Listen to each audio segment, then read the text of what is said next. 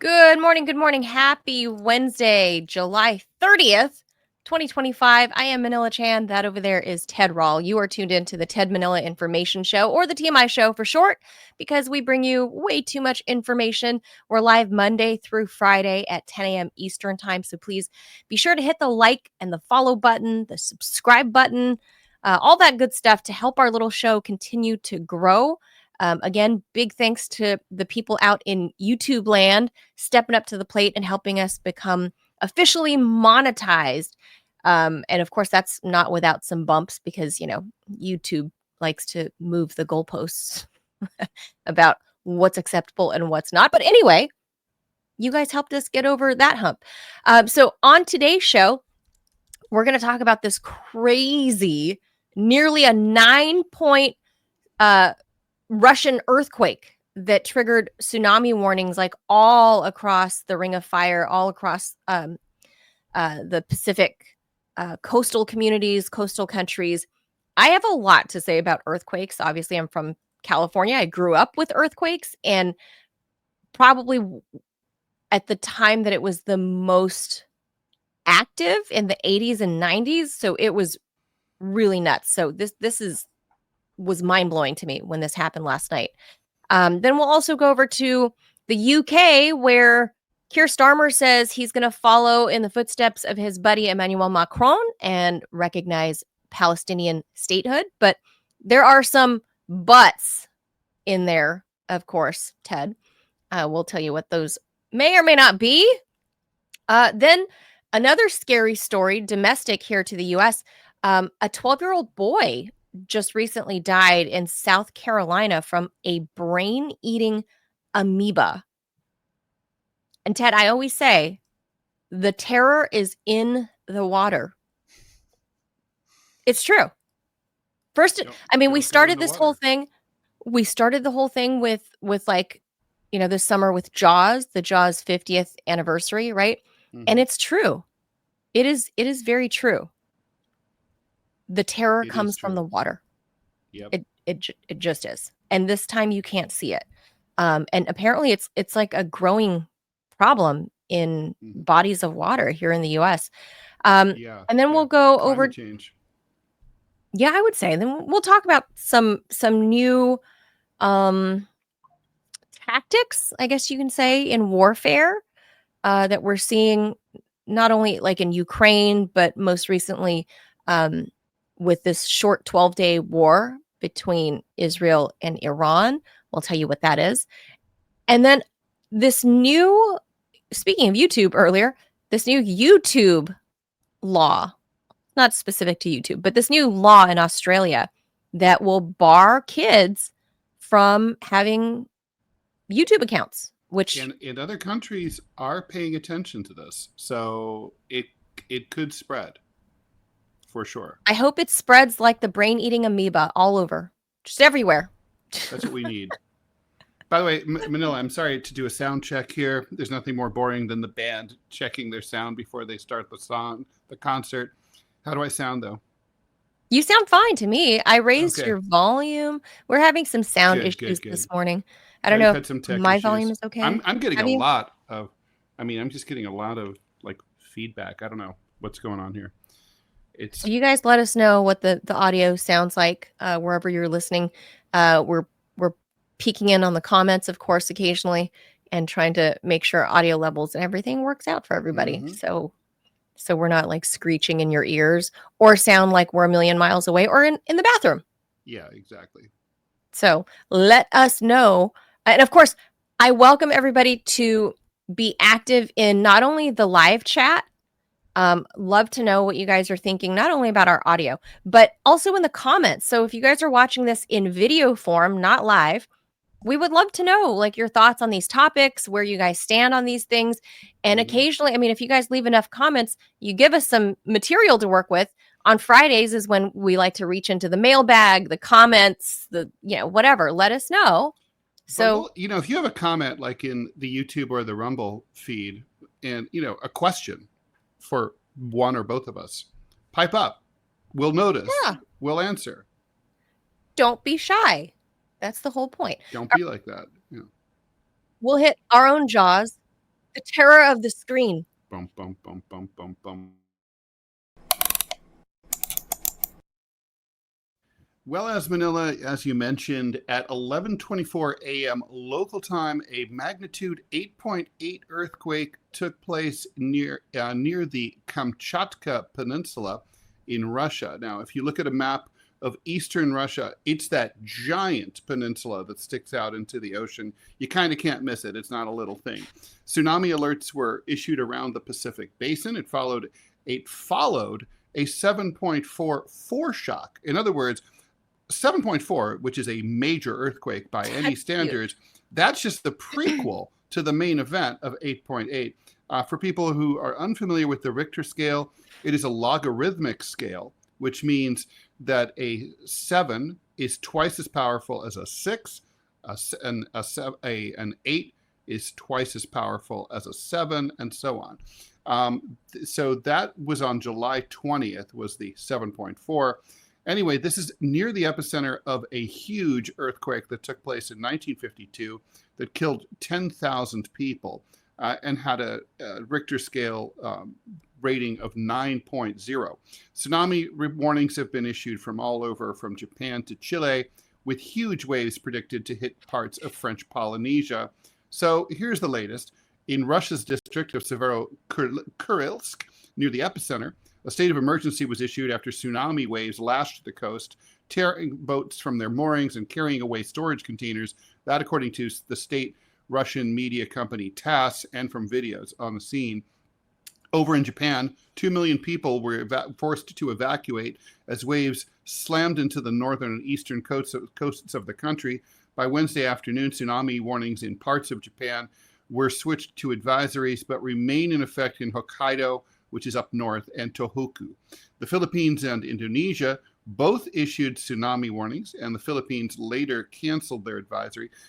Down in French Polynesia, thousands of miles away, the Marquesas Islands archipelago are under tsunami alert, saying that waves of up to 4 meters high, that's 13 feet, could reach the islands of Oahuca, Nuka Hiva, and Hiva Oa overnight last night local time. A tsunami advisory that was in place for Guam and the Northern Mariana Islands. The Northern Mariana Islands, by the way, is also part of the United States. A lot of stuff that you wear that says made in USA with a flag on it is actually made by like Chinese laborers in the Northern Mariana Islands. Anyway, that was canceled according to the National Weather Service. Guam said that locations across U.S. Micronesia are also in the clear. These are all places like if you studied World War II history that were battle zones with the Japanese. In Chile, the National Tsunami Alarm System said there's a tsunami threat for all of the country's coastline. Peru's Navy said it's monitoring the situation closely. Over in Ecuador, the Oceanic and Antarctic Institute said the Galapagos Islands, of course famous for their giant tortoises and other biodiversity, Are they okay? where Darwin, researched the origin of species, and found they could see a wave measuring about 1.4 meters. That's 4.6 feet high by 9 a.m. local time. The Integrated Tsunami Alert System of Mexico and Central America also issued a tsunami warning stretching from Ensenada in the northwest coast of Mexico, down to the Central American country of Panama. Now, I want to clarify a few things about tsunamis for people who don't really understand. So first of all, you've probably all seen the really famous depictions like in Japanese traditional art of tsunamis. And yes, they're completely wrong. So basically they show these, it's like basically like a surfer's ideal wave, like that sort of arc, right? Sure. That's not a tsunami wave. That is a wave, that is a big wave, but tsunamis don't do that. So basically, a tsunami is caused by a tectonic shift in which basically a plate of the ocean, the bottom of the ocean rises, and then the water that's on top of it slides off of it and so it moves all at the same time. So the water comes in and it basically hits, like if you've seen the footage from the big Japanese tsunami that took out the Fukushima nuclear power plant, it comes in like a wall. It's not like that surfer classic arc. And the thing is, it's also misleading to hear like, well, you have like a, this one that hit in the Galapagos. You're like, well, it's a 5-foot wave. Yeah, you can go to anywhere in the United States. I mean, hell, I've been in 5-foot waves off the coast of Los Angeles. That's no big deal. But a tsunami wave isn't like that. So the tsunami wave is relentless. The power in that wave is completely irresistible. So a 5-foot tsunami wave can be absolutely devastating in a way that a 5-foot regular. In fact, I'd rather be hit by a 10-foot normal wave than a 3-foot tsunami wave. Tsunami wave can carry you away. There's Loudon Wainwright, right? He was not hit by a tsunami, but he was basically carried off by a current in the Mississippi River while standing in about 1.5 feet of water, and he drowned. That's how he died. And like, that's how these floods, like the ones in Texas. It's relentless. It carries you away, and it carries everything away. So the power is just brutal. Right. The Russians pointed out that on their coast where it was the epicenter, they pointed out that whole cargo containers were carried away, like just off into the ocean. So a full cargo container can be tens of thousands of pounds. And if it can carry that away, right? Imagine if anybody was on the water, even though you're hearing, oh, it's only, 1-2 meters, 4 feet, 5 feet, 2 feet, even it's the power underneath it. Like it's because, like Ted said, it's literally like a shelf of water coming in all at once. Like it's not a wave where it's cresting. And it just doesn't stop. It's a shelf. It just comes like as a tray of water. It's really like a tide. It's better to think of it as like a giant tide coming in all at once, and it doesn't stop for a long time. If you ever see video footage of the best video footage is of that Japanese one, and it's like it just goes and goes and goes and goes, and it goes for hours. So it's not just a wave. Yeah, so this is the Ring of Fire. This is from ABC because they had a good map. It shows you right there. So there's Japan, and there's Russia's Far East Peninsula that sticks out, and to the very far north of that is close to where the Bering Strait was, where Sarah Palin would have been able to see the Russia Islands that were from her front yard. Some of which were actually occupied. One of my favorite episodes of World War II is that Imperial Japan captured and occupied part of the Aleutian Islands. That was U.S. territory that the Japanese occupied for years and brutalized the local residents. I can't believe it's never been made into a movie. It really should be. So this is like the Ring of Fire for obvious reasons. For me, it struck. Well, the Ring of Fire, for people, you should define what that is, because not everyone. So it's where the tectonic plates basically all meet and create this ability where it can cause major earthquakes and tsunamis to follow. And there's volcanoes and stuff. Right. All the crazy seismic stuff. Right there at the site of this earthquake, there's a giant famous volcano. Yeah, so if you look there, like on California's Pacific coast, like all the way, so this body of water around the Pacific Ocean and all of these countries and states Japan, and whatever, Taiwan, that's the Ring of Fire, like this particular portion of the Pacific Ocean. And so that's where you're going to get most of the seismic activity. So let me tell you, Ted, for those, like, I ask my friends on the East Coast, and most of them have no real experience, especially here in Washington, D.C. They have like no experience with earthquakes. They remember one from, I don't know, like 8, 10, 12 years ago that was like a 3 or 4, like a 3 on the Richter scale or something. It was like the great earthquake to them because they haven't experienced it, right? They're from here. They don't know. And so I was like what? They were freaked out. They were so panicked. And I think, a few lawn chairs fell over in the great DC quake of, I don't know what it was, like 2011 maybe. Yeah, but there was a hilarious meme of the lawn chair having fallen over, and someone wrote underneath, "We will rebuild." That's right. Washington DC rebuilt, Ted. I can attest. But I'm somebody that grew up in California. So my whole life, born and raised, the San Andreas Fault is like the biggest major fault line in California, right? And I'm from Whittier. And if people look up the Great Whittier Quake of 1987, it was the fall of 1987. And that was like a 6.0 on the Richter scale. And Whittier, for people that don't know, is an old Quaker town. And it was an old Wild West town at one point. So we had this very old building that was the original Wells Fargo building when they came to California. It was like from the 1800s. That thing came careening down. Our J.C. Penney, Ted, the parking lot, the parking garage, there was major structural damage. Cars were people died. Like the building things came careening down because it was like right when people were getting to work, like right around 8 a.m. I was getting ready for school and I was brushing my teeth. And this is seared into my memory. And my little cup of water, I remember brushing my teeth and I saw my cup of water get the tremors, like in Jurassic Park. You know what I mean? Like you see it was like I see my water trembling and being from California, I knew immediately I have a mouthful of toothpaste and I shout, earthquake! And then boom, it hit. And so there are different types of earthquakes, right? And this was like a 6.0 on the Richter scale. And it knocked over like our freezer in the garage, tipped over. It was the jolting kind of quake where it's like it felt like a truck smashed into your house, right? And the whole house shook. It was terror. Power lines were down.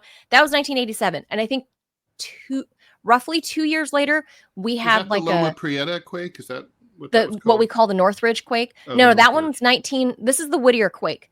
Okay. The Northridge quake, I think, was 1989 or 90. And that was huge. That was like a 7. I want to say it was like a 7. So a whole point higher on the Richter scale.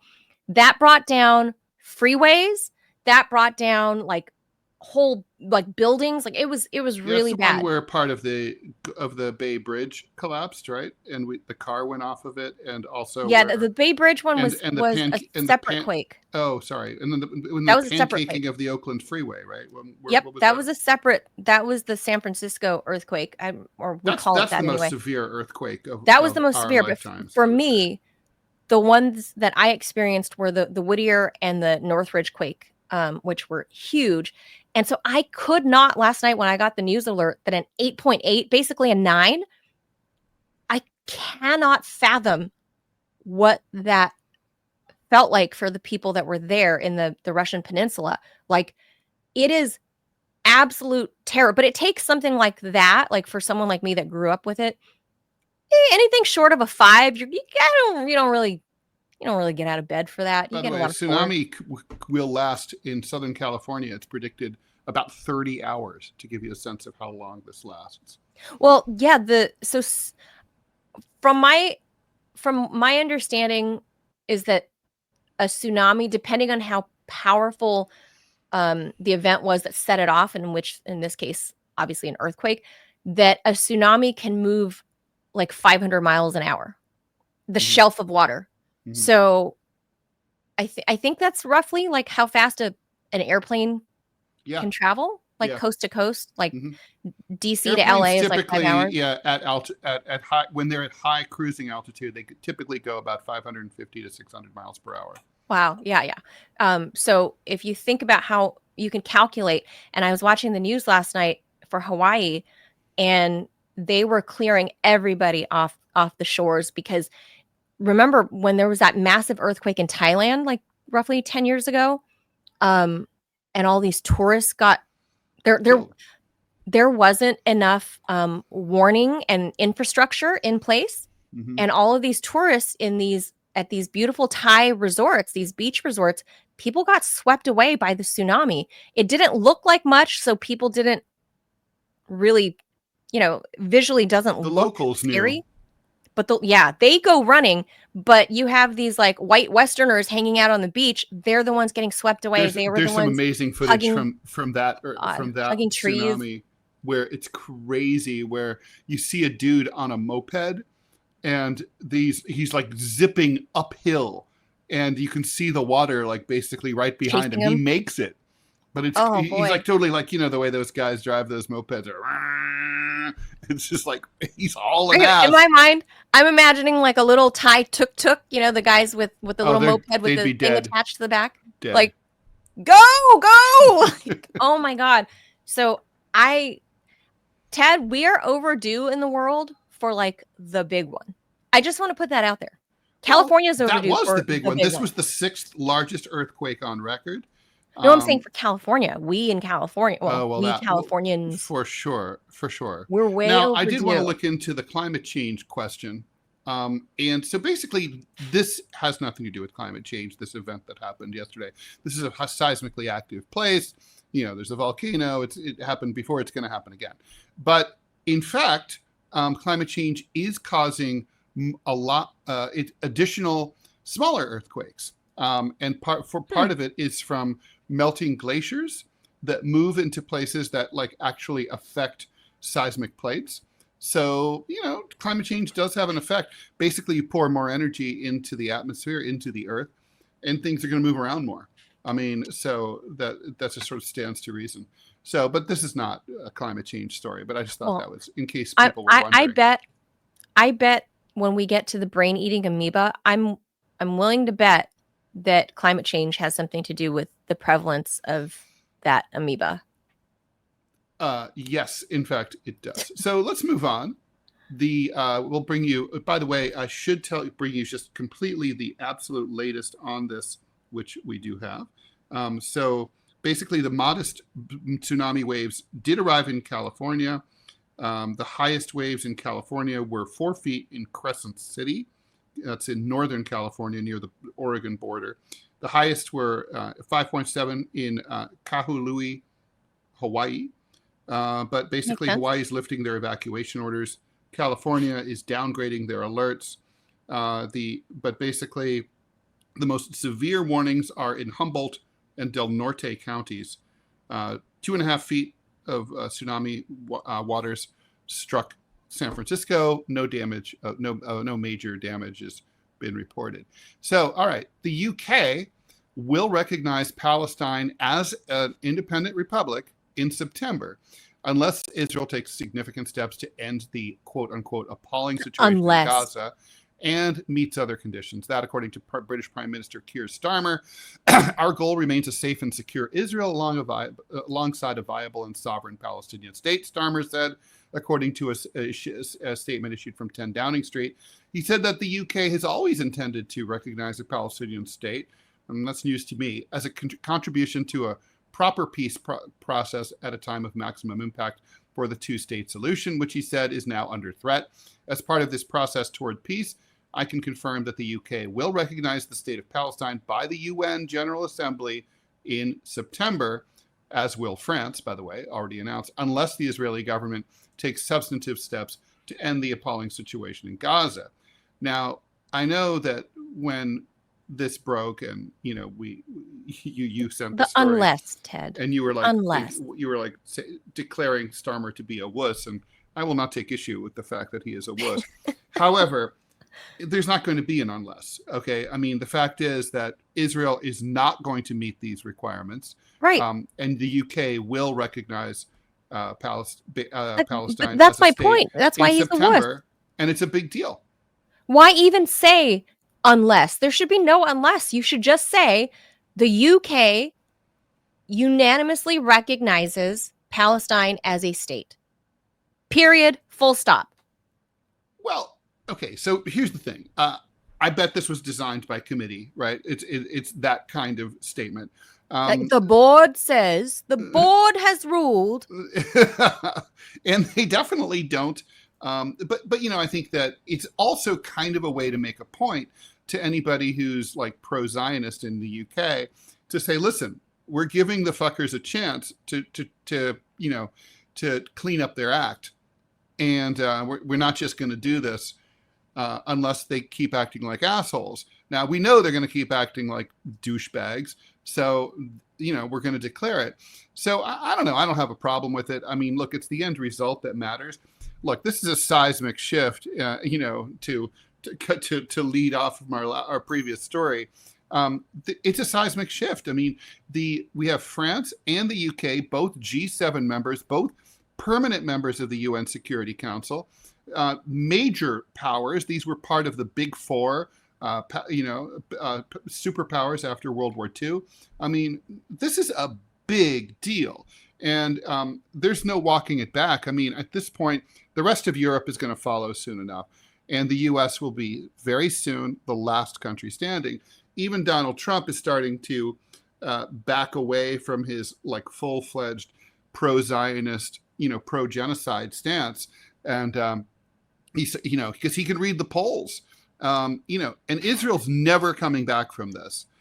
This is, they are now doomed to become a pariah state internationally. They're going to be facing actual pariah they're going to be suffering major trade sanctions. Most airlines are going to not travel there anymore. They're going to be more isolated than North Korea. They're going to be completely cut off from the world. Like Israel's going to be dead to the world. And there's just it kind of makes sense. I just wrote that piece yesterday. I mentioned the piece that I was writing. Israel no longer has a right to exist. And, some of the comments that came out about it, I think are exactly right. There's no place in the civilized world in the 21st century for a country like Israel that is the last remaining relic of British imperialism. It's the last settler colonial state left on the planet. It's the last apartheid state left on the planet. And it's the most dangerous destabilizing force in the Middle East. I mean, if you think about it, right?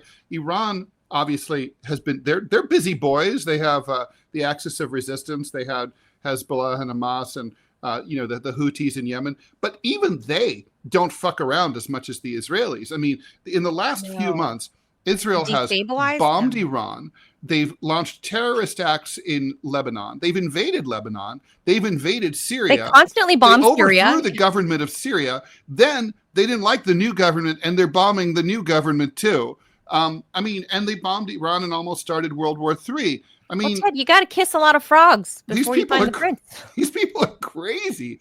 And, it reminds me a little bit of, look, the world didn't unite against Nazi Germany because of the Holocaust. The world didn't give a shit about the Holocaust. They did it because Nazi Germany was militarily expansionist, aggressive, and out of control, and really fucking around with a lot of different countries' interests, right? So that's why countries that were enemies, like the U.S. and the USSR, don't forget, the U.S. invaded the USSR in 1919, right? So, 20 years later, they're allies, and they had to go fight the Nazis together. Why? Because Nazi Germany was such a disruptive, aggressive force. Same thing in the Napoleonic Wars, where, basically all these countries that couldn't stand each other had to get together and form an alliance against Napoleon because the dude was out of control and taking over everything and invading everyone. He was too disruptive. This is true. He had to be stopped. That's where Israel is now. Israel is too disruptive, too aggressive, too violent, and they've got to be put down like a rabid dog. So that's what's going to happen to them. So I don't know exactly what it is that Israel has over the remaining, look at this, 147 of 193 UN member states recognize the state of Palestine. Even little tiny Laos, good on Laos, good on little tiny Laos, recognize it. But then you see the grayed out states that still say, no Palestine, that doesn't exist. Well, I think, it's funny, Grace, it's the Anglo-Saxon world, right? Yeah. So, and I guess some of the Denmark hasn't, right? That's why. Well, I can't, the map. Denmark has not. It looks like Finland has not. But Iceland does. I told you I love Iceland. Yeah, Iceland is a good liberal, country. So Japan has not. I think Germany and Japan, they don't want to do it because they were in the Axis during World War II, and they feel like they have to atone for World War II by sucking up to Israel. It's gay, but that's what they're doing. So dumb. Now, so basically, all the grayed out states, I want to point out, are U.S. vassal states. However, all of them. Italy and Greece are going to come along. No question about it. The Netherlands are Yeah, going I to see come the along. shoe. Yeah. And then I I think think the we're going to Netherlands, see. they're already reprimanding New the Zealand is a good liberal country. diplomats. They'll get straight. You think they'll get there? And I think Canada will get there too. I don't know. No, it'll be I don't the know. U.S., Germany, and Japan will be last in that order. I mean, well, Japan will be third to last. It'll be like that. There's Then Germany. two countries on the African continent. I can't make out who they are, but one on the far east, just above Morocco. I don't know what that is. I'll figure out what that is. And then somewhere on the west coast, maybe it's Cote d'Ivoire. No, I don't know. In that Sahel region. Do not worry. I've got you. But this is what perplexes me, is that the vast majority of countries in the world recognize Palestinian statehood. The vast majority, like overwhelming, hands down, like they recognize Palestinian statehood. When Joe Biden tried to, his attempt, I don't know if it's Joe Biden, but his administration attempted to make Russia a pariah state, they forgot that Russia has oil and natural gas. A lot of it. By the way, that country in West Africa is Niger. Oh, it's Niger? Okay. And what's the East Coast Which one? is a U.S. vassal state. And what's the one on the east? Okay, where? I can't make out. Oh, yeah. So it's teeny tiny. Okay. It's above Morocco. Mm-hmm. Okay. I don't know. Or to the east of one of the Sudans. I'll find out. But anyway, they couldn't make Russia a pariah state because guess what? Too many countries depend on Russia and want to stay their friend. So you're not going to make Russia a pariah state, and their economy has actually done fairly well. And now, breaking just moments ago, Ted, remember Trump yesterday? We were talking about Trump saying that he was going to issue sanctions that will directly harm India and China because of their relationship with Russia. That has come into effect. Trump says he's going to issue 25% sanctions against Indian goods. But as this is correlated to Israel, what does Israel produce that would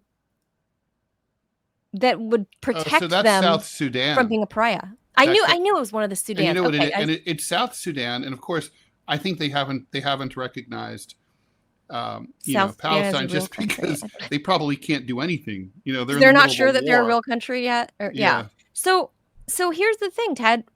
If Russia, obviously they will never be turned, as much as the Western media for four years have been saying Russia's a pariah state, everybody hates Russia, everybody. We simply know that's not true. The same countries that don't recognize Palestine, in fairness, are Russia the same. Is deeply limited to the vast majority of the world's population. That's all they have. That's true. But Ted, if I swapped this map out and or the title of this map, and I said the gray countries are the countries that Russia are persona non grata applicable. That's true. Yeah. Of course, obviously, Russia has long historic ties and great support for the struggle of the Palestinian people for independence and the South emancipation, and they've always been there for them. So, the so Palestinian people have during the Cold War got lots of support. If I changed the title, this is the same. The map would look basically the same. The gray countries are the ones that say Russia's a pariah state, and then you change the title back to what it is. The recognition of Palestine, and coincidentally, it's the same states, Ted. Is it a coincidence? Weird, right? How weird is that? What a coincidence. It's basically the same map with a different title. Yeah, no, it is not a coincidence, right? But yeah. So yeah. By the way, Finland, this is just breaking now, actually. So as of right now, the countries that are currently considering it seriously are Finland, New Zealand, Croatia, Greece, and San Marino. Other countries that are contemplating it include Belgium, Malta, Portugal, Luxembourg, and Australia. Australia, I'm surprised. Yeah. I'm Well, surprised Anthony they haven't Albanese gotten isn't there, but they super will bad. get there. Yeah. Anthony Albanese isn't. He isn't the worst. It's better than the more. there's a rave review. All right, let's get to the brain-eating amoeba. Oh boy. 12-year-old boy died last week in South Carolina from a brain-eating amoeba he contracted after swimming in a local reservoir. Jason Carr, who's a middle school kid, contracted the deadly infectious amoeba after swimming in Lake Murray, a reservoir 15 miles away from Columbia, South Carolina. In a briefing, Prisma Health Children's Hospital confirmed that he died from Naegleria fowleri, a brain-eating amoeba that thrives in warm, fresh water. The amoeba is ubiquitous to fresh water in the state of South Carolina and in much of the Southeast. That according to Anne Catherine Birch, doctor of pediatric infectious disease. As the weather warms up, the number of amoeba in the water increase while the water levels decrease. That's when you get a lot of infections. Ooh. This thing is almost always fatal. So there were 167 reported cases in the U.S. from 1962 to the end of last year. Only 4 people survived. Pause there, Ted. Pause there. Robbie says we have to do a word from the sponsor before it expires. So we gotta pause that for just a minute, and then we'll come back to the brain-eating amoebas. Because that's actually on the rise all around the world, and terrifying. That's not a coincidence, Ted. No, it's certainly not. But Robbie, where's the ad? All right, well, maybe no ad. It's gone. Okay, never mind. Okay, so we waited. All but 4 cases Sorry. were so just to reiterate, 167 cases, 163 out of 167 people died. So that's pretty bad. It is, however, fairly rare according to the CDC. But for most people who come in contact with the amoeba, it causes no harm. Most of us have been exposed to it already. So it's very strange. You can't be infected by drinking water or by other exposure. The only way it gets into your body is through your nose. Infections are hard to detect because they are rare, but headaches, fever, nausea, and vomiting are all symptoms. It basically uses the brain as its food after being forced up through the sinuses through a rush of water. So I'm not even kidding. If you jump into a lake, or a reservoir, pinch your nose. I mean, I always do because it feels gross not to, but do that. Yeah, I don't want it. When the microbe is in the water, it feasts on bacteria. It's typically found in warm freshwater lakes and rivers, and you get it when you go swimming. Now, some recent cases, a kid died of infection caused by the same thing in 2022 while swimming in a river in Nebraska. A 6-year-old on the Gulf Coast of Texas died in 2020. He got it from a fire hose at his own house or a city splash pad where kids play in the warmer months. Oh my God. In 2019, a North Carolina dude died of the infection after visiting a local water park. The year before, a New Jersey guy died after visiting a different water park, that one in Waco, Texas. Infections have also been linked to the use of neti pots, which kind of frightens me. We talked about that. The lady that used RV water. Ugh. And other nasal irrigation devices. A 71-year-old lady in Texas died last year. After she used a nasal irrigation device filled with tap water from an RV on a campground in Texas. And tap water is not safe, just a reminder, for rinsing your nasal passages, according to the FDA. They recommend the use of filtered, boiled, or otherwise sterilized water instead. So, yeah, obviously, the planet's heating up, America is heating up. So this, and also as the weather heats up, water levels drop because of increased evaporation, which increases this thing. And also you just get more warm water. So it's basically a cesspool of contagion in those places. Yeah. You see, Ted, see why I don't go deeper into the ocean or any bodies of water? The ocean is safe. No. It's fresh water only. No. I mean, there's other gross bacteria. The small problem of sharks, which Nope. It's no That's what big I'm deal. saying. There's other germs that you can pick up in the ocean. I don't go past, like, basically I always keep my head above whatever body of water I'm entering. I'm even grossed out by the pool at the rec center. I'm I'm grossed out. Nope. Nope. I don't believe that it's cleaned out enough or often enough. I yeah, no. No. Just no. I don't go I don't it I'm a little bit of a germaphobe, and people that followed us at Sputnik know. They'd sometimes catch me on camera. I'd head into the studio as Jamarl and Malik were wrapping up, and I'd be wiping everything down with my Clorox wipes, right? Because, when you talk, like, spit inevitably goes into the microphone, and I was always wiping everything down. Like, this is people it's not the stuff you can see that is going to kill you. It's the stuff that you can't see, like this brain-eating amoeba shit. Like, things that you can't see can kill sure, you. yeah, Giant butcher knives can kill you. Cars I know can kill that, you. but that's an obvious thing that you can run away from or get away from. This is the stuff that you think, oh, I'm safe. I'm swimming in this serene, warm little, freshwater lake. Oh, it's so nice. Like, we're going camping. I'm gonna go swim in this. No, no, no, no, not in my face. No. It's the stuff that you can't see that creeps up on you. Like, for example, hosting your kid's birthday party at Chuck E. Cheese, leaving you with viral meningitis. I lived through that. Then I had to have the spinal tap where I felt a hole in my spine for like a month. Yeah. It's the stuff that you can't see.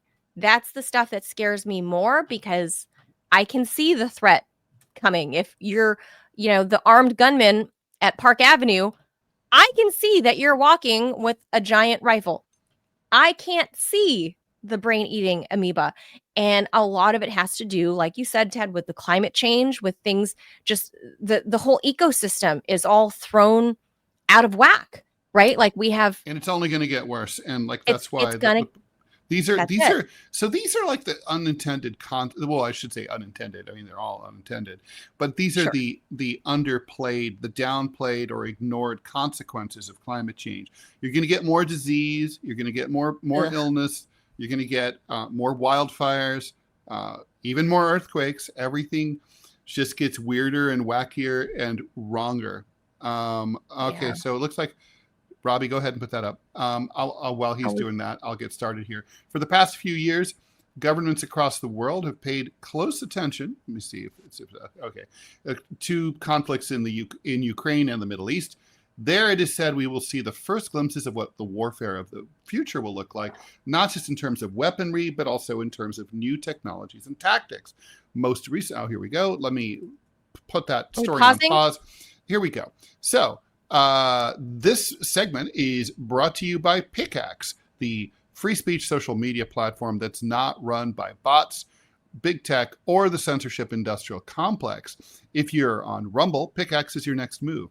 Think of it as like X and Substack had a baby, but with more freedom and smarter tools. You can post your Rumble feeds directly in the feed, and they actually play in the feed with no algorithms hiding your content. Even better, with their new beta feature, it doesn't mean you turn into a beta. That's different. You can connect your Rumble channel, so your videos and live streams auto post. Plus, full article creation, paywalls, revenue sharing ads, and the ability to have ads on your content with your own promo codes and tracking links, so you keep full commissions on sales. And yeah, free blue check verification, so bots and burner accounts don't hijack the conversation. By the way, you know who's on Pickaxe? I'm on. Ted Rall, I'm on Pickaxe. Pickaxe doesn't manipulate your reach. It amplifies your voice, freedom of speech, and freedom of reach.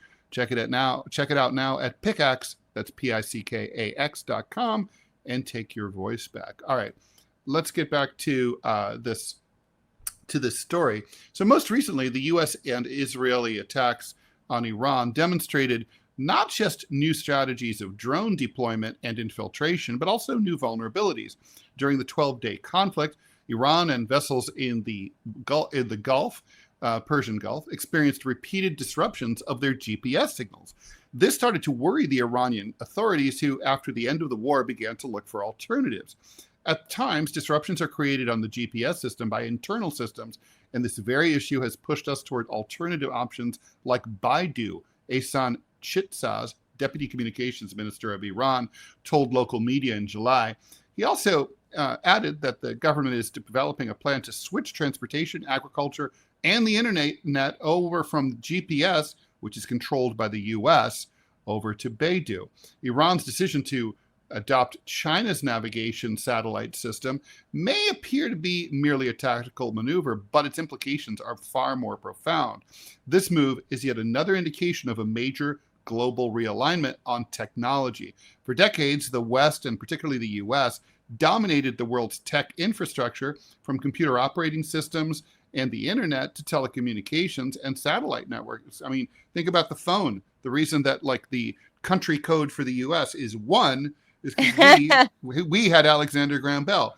This has left much of the world dependent on an infrastructure it cannot match or challenge.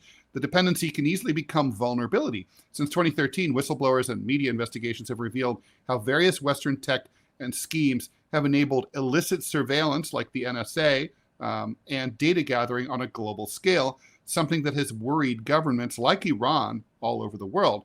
Iran's shift over to Baidu, possible shift, I should say, sends a clear message to other countries grappling with the balance between technical convenience and strategic self-defense.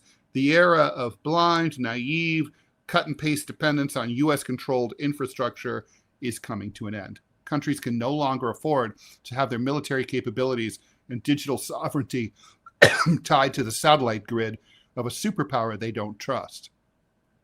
I thought this was fascinating. We're number one.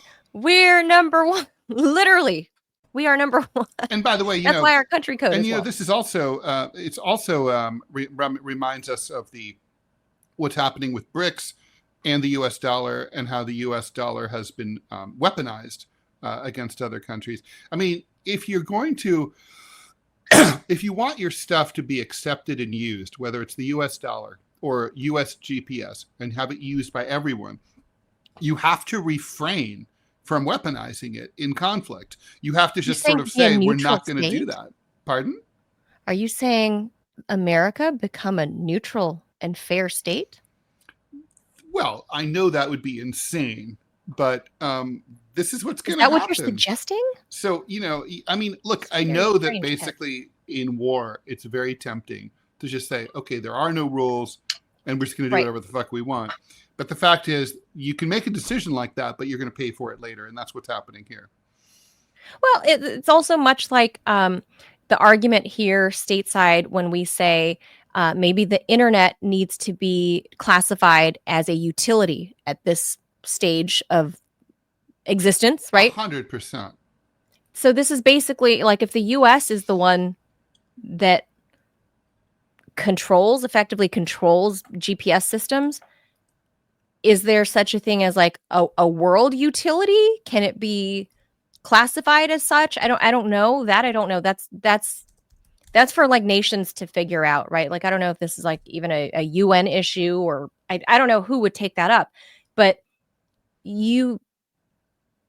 just because you invented it but now everyone's dependent on it, like at some point it is the same argument, like, is the internet a utility here stateside, right? So that's the argument. And I don't have an answer for that, because I get that, okay, so we invented GPS, we invented phones, but I guess we don't, I don't know, do we necessarily have any control over Keir Starmer's phones?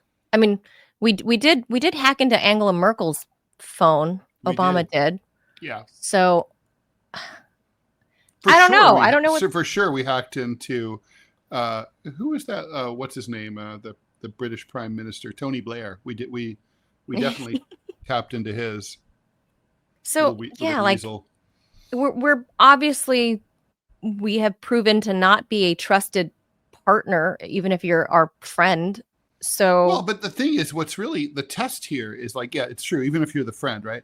But the real test is like, honestly, if you want this to become to be and remain the global standard, anything that you develop technologically, then you've got to you can't even weaponize it against your adversaries. Like you can't use Right. it to fuck with the North Koreans or with Myanmar or with the Russians or with the Chinese. You've got to, or the Iranians. Everybody pays attention. They know that the U.S. we used to be happy to be the global standard for stuff like this. Right. And the trade-off is you can't use it as a weapon. Yeah, I mean, I would say that that's the right, the fair, the just thing to do. Well, But we don't exactly have a track record of have a track record of that either, Ted. So come on. It's having a long-term vision, Manila, which is something that our country. We don't have a record of that either. Not good at that. All right, and finally, everything you're pointing out that's logical, we don't have a record of doing that, Ted. Is my point. Don't. All right, Manila. Last but not least, YouTube will be, in fact, included in Australia's first in the world social media ban for kids under the age of 16, after the government ditched a previous exemption for YouTube.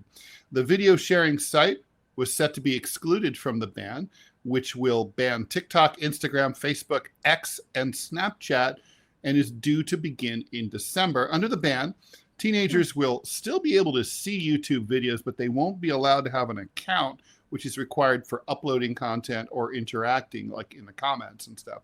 YouTube, owned by Google, argued that it shouldn't be blocked for kids because the platform, quote, offers benefit and value to younger Australians.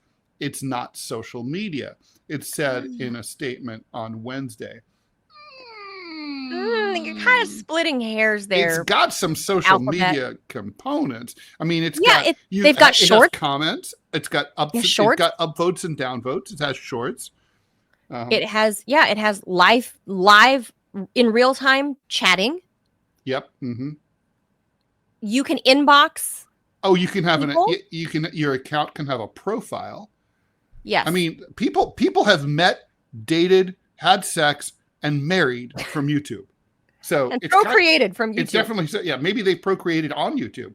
That's true. Australia's laws are being watched with great interest by other countries. Norway recently announced a similar ban. The UK says it's thinking of doing the same thing. Man, the UK in the news. Social media is doing social harm to our children, and I want Australian parents to know that we have their backs, Prime Minister Anthony Albanese told the media. We know this is not the only solution, he said, but it will make a difference. Australia's e-safety commissioner, Julie Inman Grant, recommended last month that YouTube actually be added to the ban because it's the most frequently cited platform where kids aged 10 to 15 see harmful content. So I wonder what they're referring to as harmful content. I mean, probably it's the cat videos, I think, are the most dangerous. I miss the days of the internet. Those were the days of yore, Ted, when it was just like your cat playing the piano or like friendly, warm, fuzzy feelings. That is not the internet, the YouTubes, the Facebooks of today. I'm actually on board with the idea of what they're doing in Australia. I'm all for it. My question is, how are they going to implement that? Because are you going to force the version of YouTube in Australia, like to have an account, like you have to scan your ID? You have to how would you know? If all you're going to say is to have the user click the box that says, yes, I'm 18 and above, or 20, whatever the age of consent is in Australia, 18 and above. If all it takes is somebody clicking a box, then obviously that's not, this law is there for smoke and mirrors and to say we've done something without actually doing anything.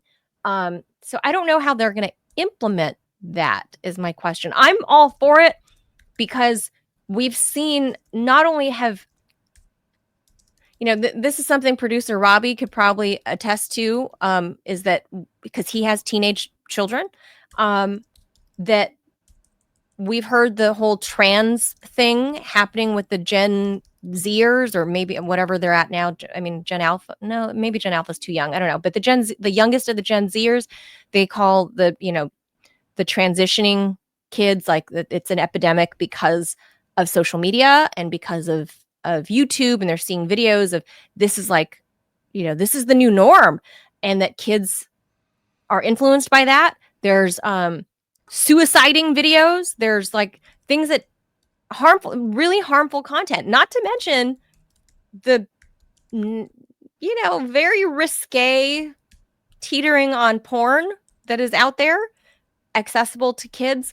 And there's no real way for YouTube to police this, because I read somewhere there was something like every minute on YouTube, in terms of users, that every minute there is 1,000 minutes of or 1,000 hours of content being published on YouTube every minute of the day. It was some ridiculous number, and that was what Alphabet was citing as why they cannot better police the content. But however, Ted, their algorithms do allow anybody to claim that they own anything. So we're safe from copyright, Ted. But the kids are not safe from like snuff videos and porn and other, jihadist ideology. But copyright, anybody can go ahead and say, hey, I made that song. Yeah, we YouTube's know that. got that covered. Listen, YouTube's got that covered. I think, I've made this suggestion before. I don't know why it's not being taken up by Congress. This seems like it should be a bipartisan issue. But there should be a law that says that every major tech company, and so over a certain size, like, for example, I would exclude like a startup like Pickaxe.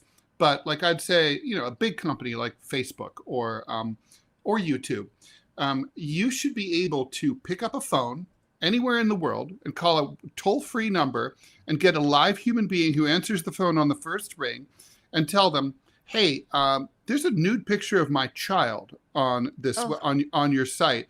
I need you to go to this place and take it down, and have them do that immediately.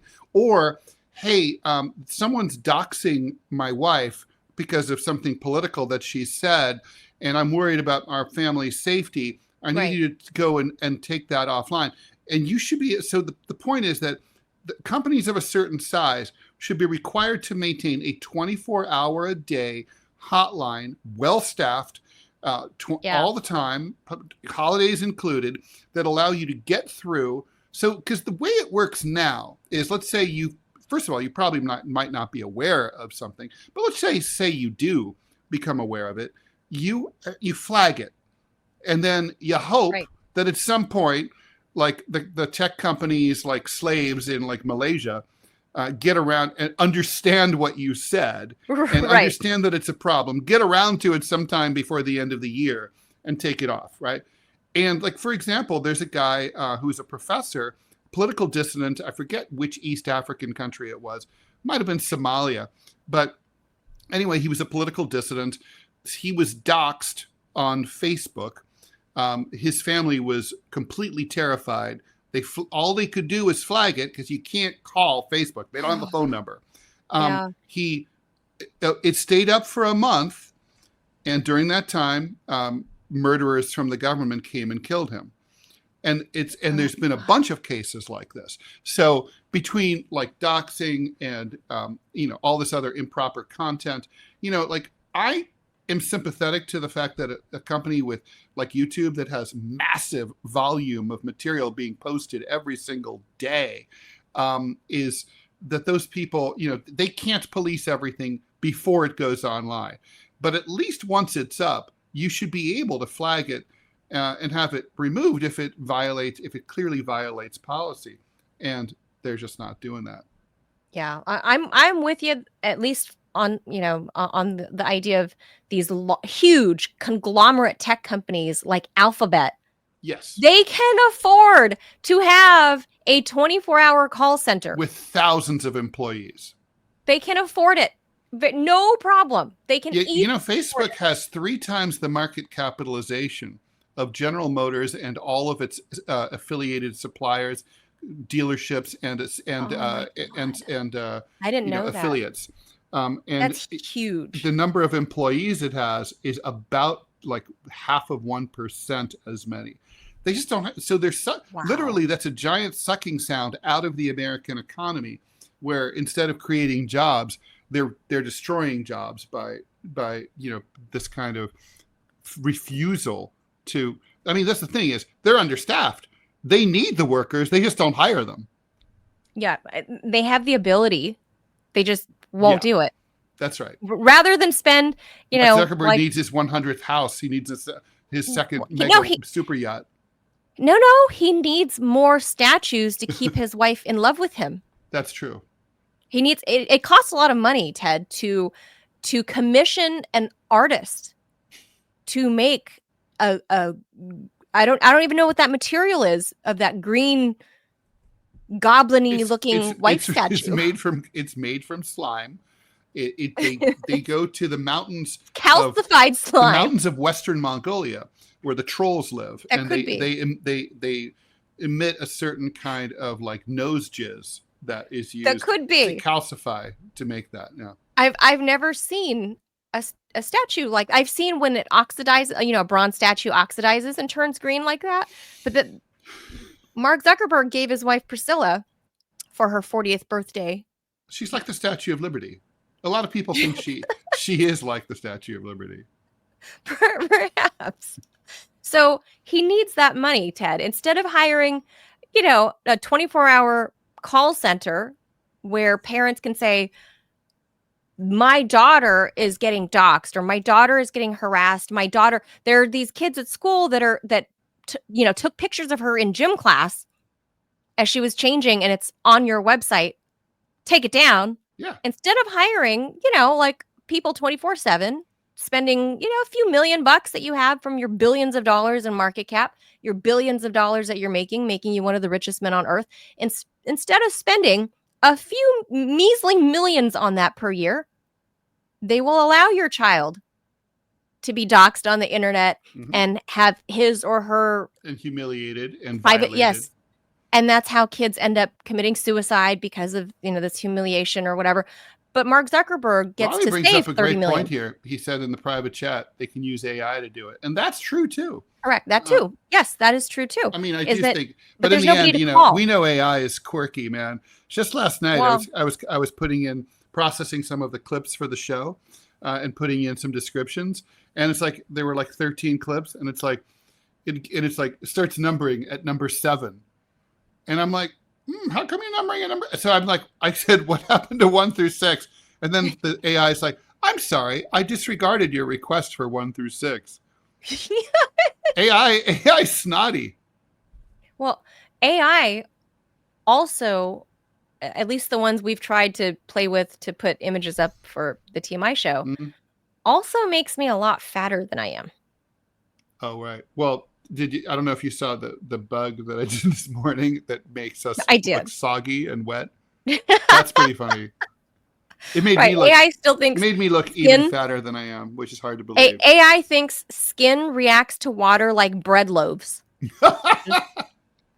It's true. Just like puffing and melting off. Well, that might be true, actually, right? I mean, no, if you're alive and well, yeah, because your skin's soaked in a body of water. Like if you spend a lot of time in water, doesn't it suck up the water from like full of amoebas? But you don't and stuff? look the way AI hallucinates you into, like, your face doesn't turn into like this. You're not like what's her face on Willy Wonka and the Chocolate Factory, right? Like you don't. That doesn't happen. You don't absorb water like a bread loaf. Like no, you just absorb amoebas. Yes. Or amoebae. So anyway, is it amoebae? I mean, I think technically it's amoebae. Is it? I don't know. We have to ask. I don't know. All of our friends at the CDC. In LA, I don't know if this record store still exists back home, out in Hollywood. It was called Amoeba Music, and I used to go there. It does, and it is still. It does. Wow. Yeah, and it has also. There's at least one store up in San Francisco, also in the Haight, called Amoeba Records. They have a mail order, and okay, so people this might be controversial. I'm a huge record collector. I'm gonna say Amoeba is the best record store in the United States. I didn't know they still existed. Wow, good for them. I mean, it's a great store. We had a great one in our town in Whittier, in Uptown Whittier, called Lovell's Music. LOVELL ''S. levels. I think And it was like I've been at one time to every pure, record store in I the mean, LA area. real just boxes of records, Mhm, like, mhm. and classify great. Like if somebody's a record collector, I'm a big fan. And this is a little independent music place, right? And it's been there since I was a kid. So I don't know, 30 plus 40 years. It's been there. Levels, amazing record shop. If you're looking for a quaint place to go visit, go be a patron in Uptown Whittier. Amazing food. And I love my little hometown when we're not hit with earthquakes, um, and buildings are falling on you. But it's an old Quaker town, like I said. But Levels Music, used to hang out there. And then when I got older and I could drive far away, I would drive to Hollywood, and go to Amoeba Music. But so I didn't know there was Amoeba stores. All right. So with that, we'll just leave that there. I'm Ted. Are you on board? You're a parent. Are you on board with Australia's move? Yeah, I've got to be. I think it's. I am I don't know too. how they're going to enforce it.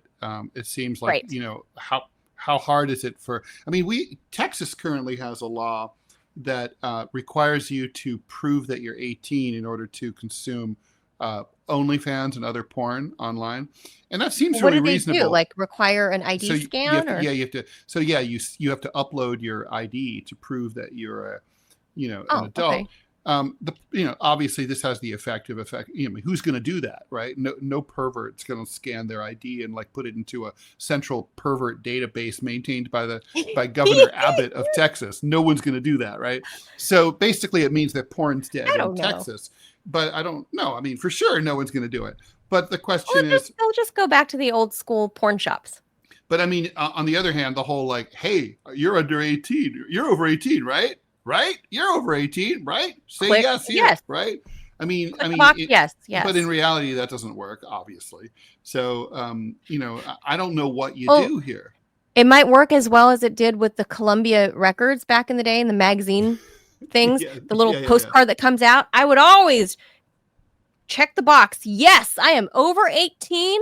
Send me those records, those CDs for Bring 1 'em. penny. Yeah. 1 penny. Yep. Absolutely. So I don't know how they're going to enforce it. I'm for the idea, because I do think social media has really reached toxic levels, and I think we're starting to see now, especially post COVID, what living a life online does to the psyche of a young person. Oh, well, not to mention, look, we've seen our entire society, Manila. I mean, look, if I could snap my fingers and go back to 1993, I would. I mean, it Oh was a yes, better world. I mean, in every respect.